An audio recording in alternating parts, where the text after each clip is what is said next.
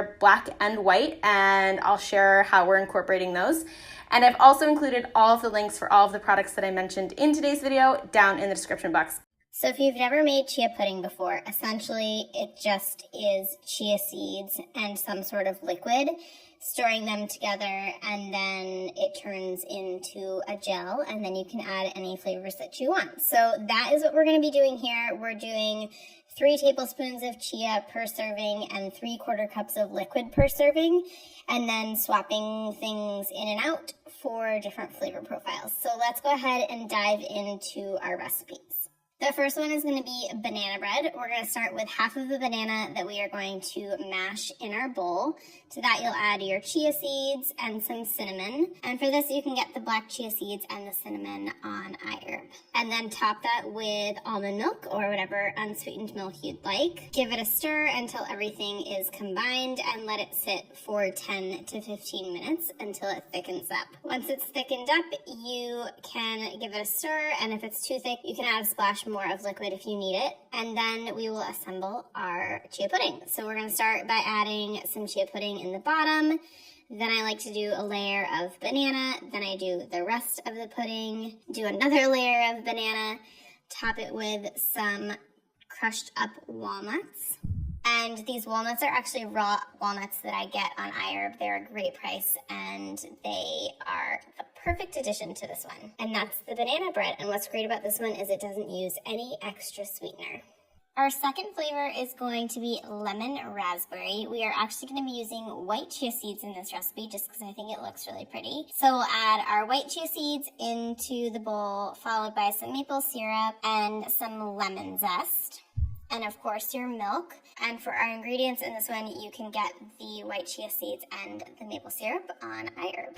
And then you'll stir that together until it's combined, set it aside, let it gel for about 10 to 15 minutes. Once it's thickened up, it should look a little bit like this. Again, if it's too thick, add a splash more liquid if you'd like.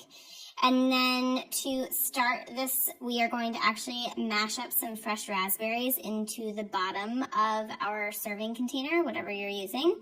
So it's about 1/4 cup of mashed raspberries. And then I like to do the layer of the lemon chia pudding. And then to finish this recipe off, we will add on some more fresh raspberries and garnish it with some lemon zest. And that just gives it a little bit of brightness. And what I love about this one, it's really tart and tangy, and it just kind of tastes like fresh and delicious. Our third one is a vanilla coconut cashew. We're going to start with our black chia seeds. Then we're going to add some maple syrup. We're also going to add some vanilla extract. And then we're going to use some full fat coconut milk. And here you can get all 4 of these ingredients on iHerb. Stir it together and let it sit for about 10 to 15 minutes until it thickens up nicely. If you do want to reduce the calorie of this, you could just use light coconut milk instead of full fat coconut milk.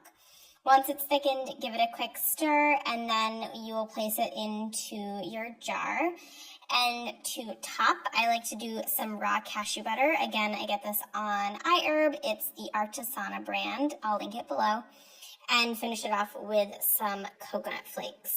And this one is actually pretty basic, but it tastes so good. You could totally add some fresh berries or something if you wanted some fresh fruit, but it is really, really, really delicious and really full of healthy fats, so it's nice and filling. Our fourth one is going to be our chai spice chia pudding. We're going to start with black chia seeds as well as some coconut sugar.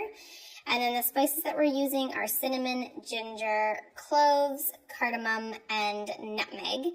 And you'll just add that directly into the bowl. And you'll finish it off with your milk of choice. Again, you can get the spices, the coconut sugar, and the chia seeds all on iHerb. And once it's all stirred together, just like the other 3 that you've seen so far, just set it aside and let it gel. And you actually can do this overnight if you want to make it the night before. Once it has sat, you can stir it together and it should be all nice and thick. Then you'll just transfer that into your jars or your jar, whatever serving container you're using. And then to finish it off, we're going to do some raw almond butter, but you could use any of the nut butters that you can find on iHerb. They have a huge selection. And then we're also going to do some chopped up pecans, and just to finish it off, make it look pretty, a little stick of cinnamon. And this actually, the longer it sits, it infuses more in the chia pudding, and I swear this tastes like a chai latte. It is delicious. And then our fifth recipe is going to be our dark chocolate chia pudding. We're going to add black chia seeds into our bowl, top that with some raw cacao powder, as well as some maple syrup and our almond milk. And again, you can get all of those dry ingredients on iHerb. Give it a quick stir. This one you might want to use a whisk for, just to get all of the cacao powder balls or clumps, I guess, evenly incorporated into the mixture. Once you have it evenly incorporated, though, you can just, again, set it aside and let it all gel and come together. It should take about 10 or 15 minutes. Once it's gelled, give it a quick stir to make sure it's evenly combined, and then we'll transfer it into our jars. And for topping, I really like to do something creamy, so I did a dollop or two of coconut yogurt, and then I finish it off with something crunchy. In this case, we're going to do chopped hazelnuts, as well as some mini chocolate chips. But just check out the iHerb grocery section, and you can get a ton of different topping ideas there. And this one's great because it tastes like dessert, and who doesn't love chocolate for breakfast, right? And our final recipe is going to be strawberry cheesecake. We're going to start with some white chia seeds in this recipe, and then we're going to use some vanilla extract, as well as some full-fat coconut milk and some almond milk. So this is a way to make it really creamy tasting, but still keep it on the lighter side. Again, white chia seeds, vanilla, and the coconut milk can all be found on iHerb. Give everything a quick stir. Once it is combined, you can let it sit, and it will thicken up really nicely.